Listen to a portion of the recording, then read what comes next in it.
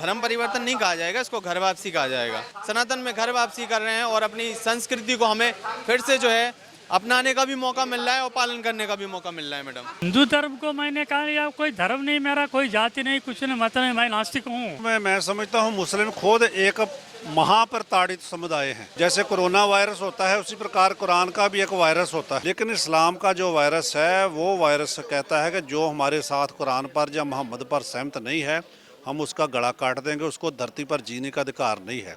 हिंदुस्तान ने कभी किसी की ज़मीन पर कब्जा करने के लिए कभी भी आज तक नहीं किया। हिंदुस्तान ने यदि कब्जा किया है तो दिल पर किया है।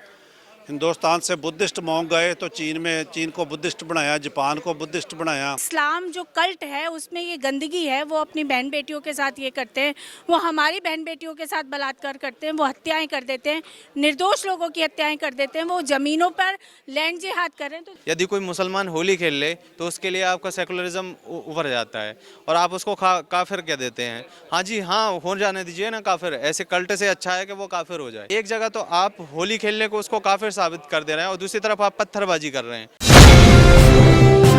नमस्कार, इस वक्त हम मौजूद हैं डासना के देवी मंदिर में, जहां पर आज एक्स मुस्लिम सम्मेलन किया गया था, जिसके अंतर्गत कुछ मुस्लिमों ने अपनी घर वापसी की थी। इसी दौरान हम अब बातचीत करेंगे यहाँ आए कुछ लोगों से।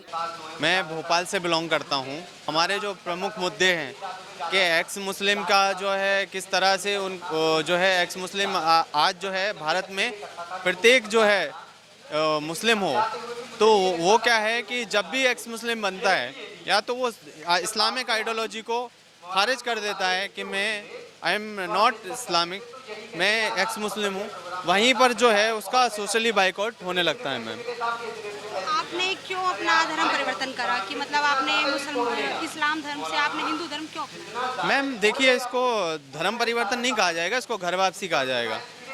यदि अगर कोई मुस्लिम है, यदि कोई यहाँ पर जितने भी हमारे एक्स मुस्लिम हैं, एटलीस्ट कोई भी हो, तो वो भी सारे के सारे सनातनी हैं। अगर आप डीएनए पे जाएंगे मैम तो सारे के सारे जो है वो सनातनी हैं।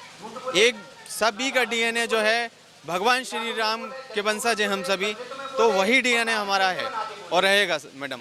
तो इसको हम घर वापसी कहेंगे, क्योंकि कुछ औरंगजेब जैसे मुगल आकर और बाबर जैसे मुगल आकर और भी जितने मुगल आकर उन्होंने धर्म परिवर्तन कराया, खूनी खेल खेला भारत में, उसको जो है वापस से राम राज जाने के बाद हम जैसे जो एक्स मुस्लिम सामने आ रहे हैं कि घर वापसी करके सनातन में घर वापसी कर रहे हैं और अपनी संस्कृति को हमें फिर से जो है अपनाने का भी मौका मिल रहा है और पालन करने का भी मौका मिल रहा है। मैडम, किस तरह से और लोगों का आह्वान करेंगे कि वो भी एक्स मुसलमान का? देखिए मैम, एक्स मुस्लिम जो मूवमेंट है हमारी, ये इस्लामिक कट्टरता और जिहाद के खिलाफ है और ये जो मूवमेंट है हमारी वो हमारी हमेशा थी और रहेगी।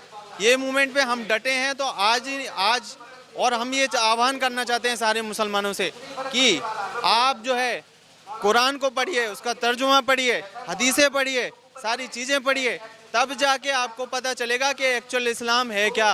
अल कुरान पढ़िए, उसका तर्जुमा पढ़िए, सारी चीज़ें पढ़ेंगे तब आपको पता चल जाएगा कि कुरान की सच्चाई क्या है। आपका धीरे धीरे जहाँ पे आप में सद्बुद्धि आ जाएगी वहाँ पे आप एक्स मुस्लिम हो जाएंगे। नो डाउट कि कोई भी जो एक्स मुस्लिम बन जाता है मैम, वो उसके अंदर जो सद्बुद्धि आ जाती है वो एक्स मुस्लिम बन जाता है। मैम, मैं हैदराबाद से आया हूँ। यहाँ पर जो डासना मंदिर में ये एक्स मुस्लिम लोगों का जो सम्मेलन हुआ है उसमें भाग लेने के लिए मैं आया हूँ। मैंने अपनी ज़िंदगी में इस्लाम को छोड़ दिया था, 12 साल की उम्र में ही छोड़ दिया था मैंने, क्योंकि जो हिंदू एक शूद्र लड़के से मैंने दोस्ती की थी और वो हमारे घर वाले पसंद नहीं करते थे और जिसने मुझे पानी में डूबने से बचाया था, एक बार अछूत होते हुए मुझे बचाया था, जब वो नहीं रहा तो मुझे जीना ही नामुमकिन था। इसलिए मैंने सोचा भाई ये मानवता क्या विरुद्ध है, सब है जात मतभेद, पूरा मानवता को बर्बाद करने के लिए, इंसानियत को बर्बाद करने के लिए सब मतभेद बनाए गए हैं पुराने लोगों ने। इसलिए मैंने ज़िंदगी में कोई जात पात का पालन नहीं करूँगा। अगर शादी करूँगा तो भी एक अछूत लड़की से ही शादी करूँगा, ऐसा मैंने वचन लिया था। देकर ऐसी उसी का पालन किया हूँ। मैंने हिंदू एक अछूत लड़की को मैंने ये शादी की है और मेरे बच्चों को भी उसी माफिक 2 बच्चे हैं मेरे, उनको मैं हिंदू मुस्लिम भाई भाई कहने के बाद से नहीं, मैं तो आचरण करने के विलास से 2 मत के मिलन के नाम लगाई है मैंने। सैयद नकवी सविता मेरी लड़की का नाम है, वो अभी डॉक्टर है, जनरल फिजिशियन एमडी। और मेरा लड़का है सैयद नकवी किरण, वो सॉफ्टवेयर में काम कर रहा है। कि आपने इस्लाम धर्म को छोड़कर हिंदू धर्म को अपनाया, मतलब आपके धर्म में क्या त्रुटियां नजर आई आपको? इस हिंदू धर्म को मैंने कहा यार कोई धर्म नहीं, मेरा कोई जाति नहीं, कुछ नहीं, मत नहीं, मैं नास्तिक हूँ, मैं बिल्कुल नास्तिक हूँ मैं। तो आपके यहाँ आने का उद्देश्य क्या है मुख्य? कि आप क्या है कि मैंने आया था कि जो मुस्लिम को मुस्लिम जो मत को मैंने जो छोड़ा था बचपन में, जो घटना घटी थी मैंने आपको बताया ना, उसके लिए मैंने सोचा भाई ठीक है हम भी बताएंगे कि हम क्यों अब मुस्लिम मत से हम अलग हो गए, वही बताने के लिए मैंने इधर आया है। औरंगजेब और अकबर ने हमारे तलवार की नोक पर जो धर्म करवाया था, उसके बारे में क्या कहना आपका? वो तो हमको ज़रूरत नहीं है, वो हमें कोई ज़रूरत नहीं, ये सब लिखा मिलावट धर्मों के बातों में मैं तो आता नहीं, क्योंकि मैं कोई जात पात को नहीं मानता, मैं इंसान हूँ, इंसानियत बस उतना ही, और कुछ नहीं। मेरे ह्यूमैनिटी दैट्स ऑल। क्या नाम है सर आप? मेरा नाम राजीव सिंह है, मैं हिंदू महासभा से संबंधित हूँ, किसान यूनियन से, गोंडा से कर्नलगंज उत्तर प्रदेश से आया हूँ, और जहाँ एक्स मुस्लिम सम्मेलन में स्वामी जी के जो तत्वाधान में हो रहा है उसमें भाग लेने के लिए आया हूँ। क्या था, मुस्लिमों ने जो सिख समुदाय है उन पर खूब अत्याचार करे, उन्हें बीच में से कटवा दिया, चिनवा दिया, तो आपकी क्या धारणा है मुस्लिमों को लेकर कि क्या उन्होंने क्यों किया ये? मतलब सभी धर्म भारत में समान माने जाते हैं, तो एक तरह से दूसरे धर्म पर इस तरह की प्रताड़ना करना कहाँ तक ठीक है? वास्तव में मैं समझता हूँ मुस्लिम खुद एक महाप्रताड़ित समुदाय हैं, उनको कुरान का वायरस लग चुका है, उनको मोहम्मद का जो जैसे कोरोना वायरस होता है उसी प्रकार कुरान का भी एक वायरस होता है, और मोहम्मद सिंड्रोम से वो पीड़ित हैं। इसके कारण जो उनके कर्म हैं, उनके कर्मों में ही ये लिखा हुआ है कि ये नहीं कि सिर्फ वो हिंदुओं पर जुल्म करते हैं, वो हिंदुओं से आगे सिखों पर, यहूदियों पर, क्रिश्चियनों पर, नास्तिकों पर, हर एक पर जुल्म करते हैं। जबकि भारत भूमि पर पैदा होने वाले सभी आइडियोलॉजी जो हैं, चाहे आर्य समाजी हैं, चाहे जैनी हैं, चाहे बौद्धिस्ट हैं, चाहे सरदार हैं, चाहे सनातनी हैं, चाहे कोई और नास्तिक पंथी भी क्यों ना हो, जैसे चारवाक पंथी भी, तो वो सभी मानवता के सभी आइडियोलॉजी को मानववादी आइडियोलॉजी समझकर एक समझते हैं कि ये एक भिन्न विचार है। लेकिन इस्लाम का जो वायरस है वो वायरस कहता है कि जो हमारे साथ कुरान पर या मोहम्मद पर सहमत नहीं है हम उसका गला काट देंगे, उसको धरती पर जीने का अधिकार नहीं है। वो दुनिया को 2 भागों में बांटते हैं, एक कुफर की दुनिया और दूसरा बांटते हैं दारुल हर्ब और दारुल इस्लाम। वो दारुल हर्ब का मतलब जहाँ इस्लाम का राज है, दारुल इस्लाम मतलब जहाँ इस्लाम का राज है, और दारुल हर्ब जहाँ काफिरों का राज है। इसलिए वो हिंदुओं, सिखों, बुद्धिस्ट, जैनों सभी के खिलाफ 24 घंटे लड़ते रहते हैं, चाहे कोई काफिर उनको कोई हानि करे या ना करे। इसलिए मैं समझता हूँ इलाज मुसलमानों का नहीं, इलाज कुरान के वायरस से मुसलमानों को आज़ाद करने का होना चाहिए।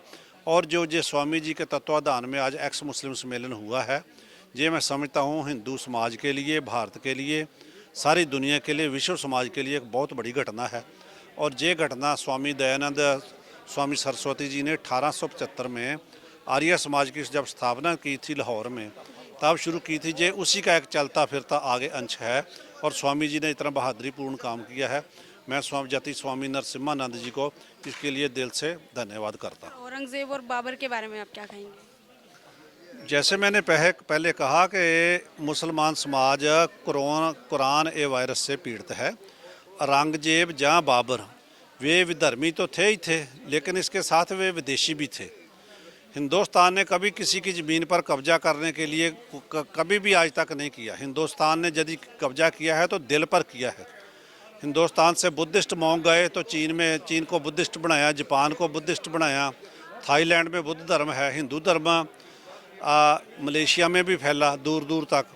लेकिन हिंदुस्तान ने कभी किसी ज़मीन पर कब्जा करने के लिए किसी के साथ लड़ाई 3000 वर्ष में कोई रिकॉर्डेड हिस्ट्री में नहीं मिलती। लेकिन मुसलमानों ने जो वहाँ से शुरू हुए, वहाँ से करते करते मेसोपोटामिया ख़त्म कर दिया, फिर ईरान ख़त्म कर दिया, फिर अफ़गानिस्तान के जो आज 4 करोड़ जिनको मुसलमान सुन्नी मुसलमान कहते हैं, वे बेसिकली हिंदू और बुद्धिस्ट हैं। पाकिस्तान के जो 25 करोड़ लोग हैं वो भी बेसिकली हिंदुओं, सिखों, बुद्धिस्टों से बने हुए हैं। बांग्लादेश के जो 18 करोड़ के करीब मुसलमान हैं वो भी हिंदुओं, बुद्धिस्टों, जैनियों से बने हुए हैं। इसलिए मैं समझता हूँ कि हिंदुस्तान के जहाँ पुराने हिंदुस्तान के 200 करोड़ लोगों में से ये जो 70 करोड़ मुसलमान हैं, इनको इस्लाम के वायरस से मुक्त कराकर पुनः हिंदू धर्म के किसी भी अंश में, चाहे वो हिंदू, सिख, बौद्ध, जैन, किसी भी ट्रेडिशन में शामिल हो जाएं, उनको शामिल करना हमारा प्रथम कर्तव्य होना चाहिए। और स्वामी जी ने आज अपने आश्रम में इस बात की जो बीज डाले हैं, मैं समझता हूँ हिंदू समाज को, चाहे वो किसी भी पार्टी में हो, उसको पार्टी के ऊपर उठकर, संप्रदाय से ऊपर उठकर, प्रदेशवाद से ऊपर उठकर पंजाब, हरियाणा, हिमाचल, मध्य प्रदेश, बिहार, सभी तरह के लोगों को, अमीरों, गरीबों को, आदमियों और महिलाओं को, बच्चों को और बूढ़ों को, सभी को ये स्वामी जी का मैसेज आगे ले जाकर 70 करोड़ लोगों की मुक्ति का मार्ग प्रशस्त करना चाहिए। सर, हाल ही में औरंगजेब की कब्र को लेकर जो विवाद है वो बना हुआ है, क्या लगता है आपको कि जो नागपुर में जो घटना हुई है, बजरंग दल को चुनौती दी गई, गिरफ्तार किए गए, इस पर आपको क्या लगता है?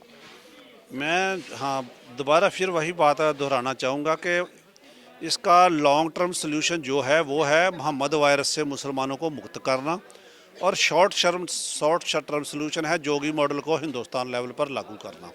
लॉ एंड ऑर्डर मशीनरी को जब आप लागू करोगे तो जैसे बेंजामिन नेतन्याहू ने इजराइल को बचाया है, योगी जी भारत को बचा रहे हैं, इसी प्रकार स्वामी जी समाज को, हिंदू समाज को बचा रहे हैं। जो स्वामी जी के घर की लड़ाई नहीं है, या उनकी ज़मीन की, जायदाद की, या दुकानदार की लड़ाई नहीं है, ये लड़ाई हिंदू समाज के अस्तित्व की है। और मैं समझता हूँ जहाँ इमीडिएट प्रॉब्लम से डील करने के लिए लॉ एंड ऑर्डर मशीनरी को चुस्त दुरुस्त करना चाहिए जोगी मॉडल की तरह, वहाँ लॉन्ग टर्म में हर हिंदू परिवार में से हर एक का फ़र्ज होना चाहिए कि कम से कम 2 मुसलमानों की घर वापसी करे। और ये काम मोदी या जोगी या संघ का नहीं, ये हर हिंदू समाज के, हर अपने आप को सनातनी कहलाने वाले हर आदमी का फ़र्ज है कि वो 2 मुसलमानों को हिंदू धर्म में शामिल करे। मेरा नाम यतिमा चेतनानंद सरस्वती है। जो यहाँ एक्स मुस्लिम सम्मेलन हुआ है, इसके जी, बारे में आप क्या कहना चाहेंगे? देखिए, मंदिर ने उनको एक प्लेटफॉर्म दिया है, मंदिर ने जगह उनको उपलब्ध कराई है, और मुझे लगता है कि हर मंदिर को इस प्रयास को आगे बढ़ाना चाहिए। उसका कारण यह है कि वो जितना खुलकर इस्लाम की बुराइयों के विषय में बोल रहे हैं, उनके अंदर रहने वाले लोग आज वापस आए हैं वहाँ से, तो हमें खुले दिल से उनका स्वागत करना चाहिए। और जिस गंदगी को हम वर्षों तक कहते रहे कि इस्लाम जो कल्ट है उसमें ये गंदगी है, वो अपनी बहन बेटियों के साथ ये करते हैं, वो हमारी बहन बेटियों के साथ बलात्कार करते हैं, वो हत्याएं कर देते हैं, निर्दोष लोगों की हत्याएं कर देते हैं, वो ज़मीनों पर लैंड जिहाद कर रहे हैं। तो जिस तरीके से हम लगातार बोलते रहे, आज उन्हीं के बीच के लोग उस मृगतृष्णा से अलग होकर हमारे साथ आ रहे हैं, तो मुझे लगता है खुले दिल से उनका स्वागत करना चाहिए। लेकिन ये जैसे कि हिंदू धर्म में आ रहे हैं तो इन्हें धमकियाँ भी मिलती हैं। देखिए, अभी वो हिंदू धर्म में नहीं आ रहे हैं, अभी वो अपने आप को एक्स मुस्लिम कह रहे हैं, मतलब वो मुस्लिम नहीं है, नॉन बिलीवर्स हैं, वो इस्लाम में विश्वास नहीं करते हैं, वो ये बात कह रहे हैं।